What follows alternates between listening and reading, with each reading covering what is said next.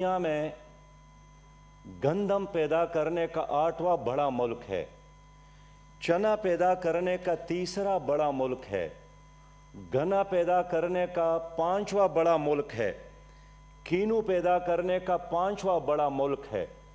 लेकिन इस सब कुछ के बावजूद पाकिस्तान के अवाम आज रोटी के लिए तरस रहे हैं।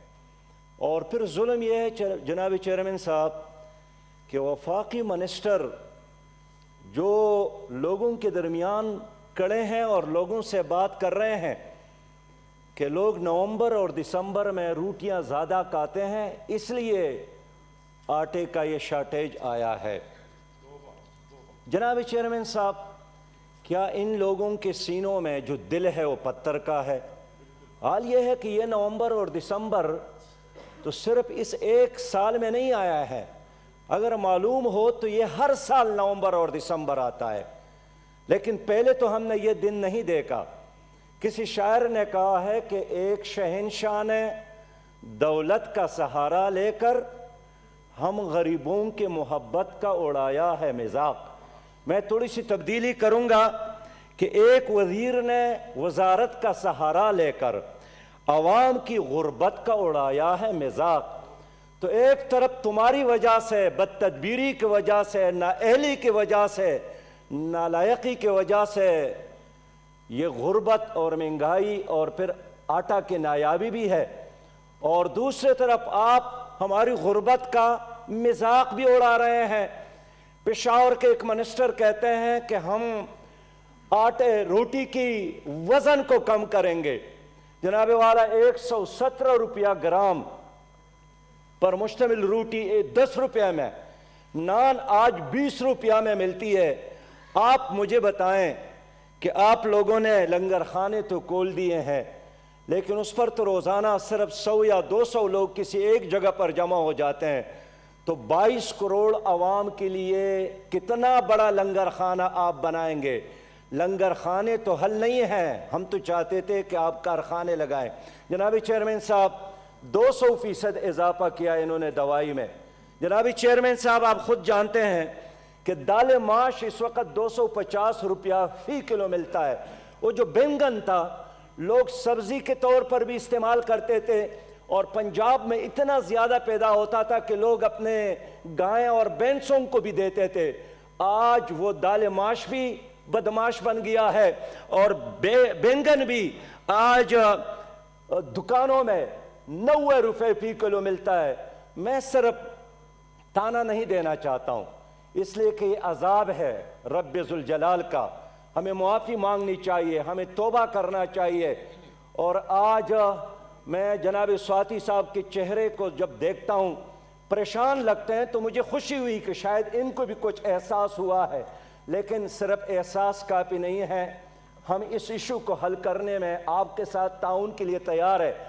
लेकिन जनाब चेयरमैन साहब, जब एक तरफ पैदावार भी कम हो गया और दूसरे तरफ ये कौन सा मंतिक है कि आपने बैरूनी मुल्क आपने इसी क्राइसिस के दौरान गंदम भी बेचा, और फिर आपने मुर्गियों के खुराक के लिए भी 10 लाख टन गंदम वहाँ भी दिया, तो फिर इंसान क्या करे?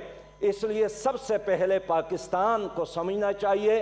आप यहाँ के लोगों के इस दर्द को अगर आप महसूस नहीं करेंगे, जनाब चेयरमैन साहब, मुझे ख़तरा है लोग जंगलों से, जो लोग झोंपड़ियों से, लोग बस्तियों से निकलेंगे, और हमारे इन इदारों का, इनके आलीशान बिल्डिंग का, इनके आलीशान ईवानों का, इनके खूबसूरत महल्लात का मुहासरा करेंगे। घरों से निकलने के लिए भी जगह नहीं मिलेगा, इसलिए कि जब इंसान गरीब हो जाता है और फिर वो भूखा हो जाता है, फिर किसी कायदे और ज़ाबिते का वो पाबंद नहीं रहता। इसलिए खुदा के लिए अल्लाह का खौफ करे, अवाम पर तरस करे, मजाक न उड़ाए, संजीदगी के साथ कुछ इक़दामात करे। जनाब चेयरमैन साहब, आपसे मैं पूछना चाहता हूँ, डीजल और पेट्रोल बाहर से आता है, लेकिन गन्ना तो पाकिस्तान में, गंदम तो पाकिस्तान में, सब्जी तो पाकिस्तान में, वो मिर्च तो पाकिस्तान में, ये तो हमारे अपनी मिट्टी के पैदावार है। लेकिन बदतदबीर और नालायकी की वजह से हम उन चीज़ों से भी महरूम रहे। लोग हमारा मजाक उड़ाते हैं کہ انسان نے چاند پر قدم رکھا اور پاکستان کے لوگ بوری کے ایک بوری کے لیے بھی قطار میں کھڑے ہیں. اس لیے میں مناسب سمجھتا ہوں کہ ان پر چھوڑنے کی بجائے آپ خود کوئی ایسا رولنگ آج دے دے کہ 22 کروڑ پاکستان کے عوام آپ کا شکریہ ادا کرے, سینٹ کا شکریہ ادا کرے اور عوام کی دعائیں آپ کے ساتھ شامل ہو جائے. آج بہت سخت دن ہے ہمارے عوام پر. ایک طرف سردی ہے, کوئٹہ میں سردی ہے, پورے ملک میں سردی ہے, لوگ برف کی وجہ سے باہر نہیں نکل سکتے, اور دوسرے طرف دکانوں پہ آٹا نہیں ہے. آپ مجھے بتائیں لوگ کہاں جائیں؟ یہ کہتے ہیں کہ قبر میں سکون ملے گا. ٹھیک ہے, قبر میں سکون ملے گا, لیکن وہ جو ڈیتھ سرٹیفکیٹ تھا اس کی قیمت بھی 300 سے بڑھا کر 1300 پر لے گئے. کفن کے ٹیکس میں اضافہ کر کے کفن کے کپڑے کے لیے وہ بھی 17% اضافہ کیا. تو جب کفن بھی نہیں ملتا ہے, ڈیتھ سرٹیفکیٹ کی قیمت میں بھی آپ نے اضافہ کیا, پھر عوام کہاں جائے؟ اس لیے میں امید رکھتا ہوں کہ آج آپ کوئی حل دیں گے, ان کو سنیں, لیکن ایسا رولنگ دے دے جس کے نتیجے میں پاکستان کے عوام کے لیے عزت کے ساتھ سانس لینا ممکن ہو جائے. Thank you ji. Senator Mohsin Aziz sahab ji. اس میں کوئی شک نہیں ہے سر کہ اس وقت آٹا فروانی سے دستیاب نہیں ہے, آٹے کی شارٹیج ہے, لوگ تکلیف میں ہیں, اس میں کوئی عذر دینے کی بھی ضرورت نہیں ہے, اور اس میں جو ہے ہم سمجھتے ہیں کہ اس میں اس وقت ایک عوام ایک تکلیف میں ہے. لیکن ساتھ ساتھ یہ بھی ہمیں دیکھنا چاہیے کہ حکومت نے کل برق کیٹیگوریکلی یہ بتا دیا ہے کہ یہ تکلیف انشاءاللہ 2 دنوں میں دور ہو جائے گی. اس کی وجوہات بھی کچھ تھیں, وہ وجوہات کے اوپر بھی نظر رکھا جائے.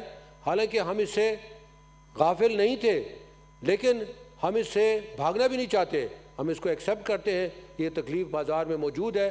لیکن ساتھ ساتھ یہ دیکھنا چاہیے کہ اس کی وجوہات کیا تھیں. کچھ ٹرانسپورٹ کی سٹرائک تھی, اس کی وجہ سے ہوئی. کچھ کہیں پہ راستے بند تھے, اس کی وجہ سے ہوئی.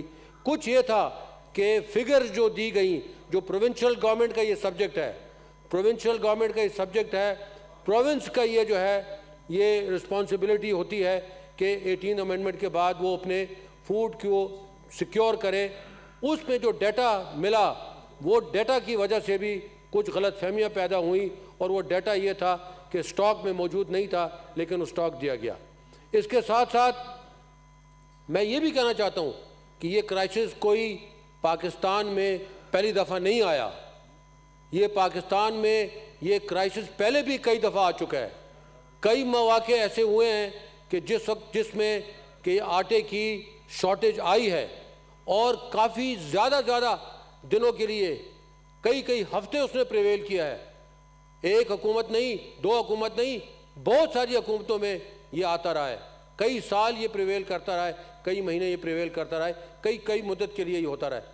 لیکن اس سے پھر دوبارہ میں یہ کہتا ہوں کہ ہم اس سے غافل نہیں ہیں, اس کے اوپر کام ہو رہا ہے, اور انشاءاللہ 2-3 دن میں اس کا حل نکل آئے گا. ساتھ ہی ساتھ یہ کہ پھر یہ پاسٹ حکومت کی بات کرتے ہیں. ہاں, یہاں یہ بات کرنی چاہیے کہ ہمارا چاہے آٹا ہے, گندم ہے, کاٹن ہے, یا کوئی اور کراپ ہے, ہمارے فارمر خوش کیوں نہیں ہیں؟